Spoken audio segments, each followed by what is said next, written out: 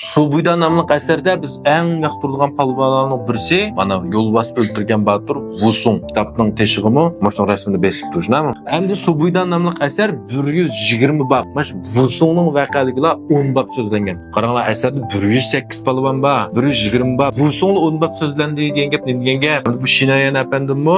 Bu yer Wusongna, Damraqna yaxşı təsvirləngan. Şuning uchun mayli Subuyda maylilik burun işləyən Wusongning ayrım çıxsın, hammasida biz yaxtırıb görgen. Wusongның Жаңмешini dumbalışı, Shiminchingni öldürüşü, Yolbas öldürüşü, Yangshan kulga qetilişi, şundami? Endi bu əsərdə Wusongның bu Shiminchingni öldürüb, lekin palını bitişi qarsak, sal qo'l ishlamgandek, oldiroq salliq qo'ygandek bir ish bor. Biroq mushadagi voqelikni tafsili tushunib baqsak, Wusongның dido bajarish iqtidori üstünçü. Bunun mush jarayonida qilganlari, paketni to'plashi, hatto shu yerda qarsak, Panjiliyanning kimini tatib yitayotgan bir yeri bor. Ba'zida xato tushungan ma'ni. Amaliyotda mushumu maqsad qilgan. Shu vaqtdagi qonunga munosabatlik mash. Nega munosabatlikdi? Buning qiziqishlari qachon? Hamda tarixdan buyon hamda bu yerga Panjiliyan ham bir axloqsiz, bir nopak mushundaq bir ayolning simvolib qolgan. Hamda bu Subuyda nomli asarda mushundaq. Bundan amaliyotdagi shu vaqtdagi tarixda o'tgan Panjiliyan qandaq ayol?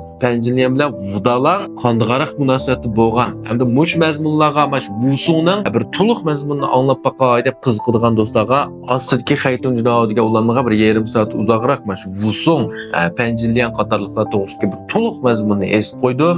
Yoqtiradigan do'stlar bir necha qo'y chengil setib olib anglab baqsanglar bo'ladi.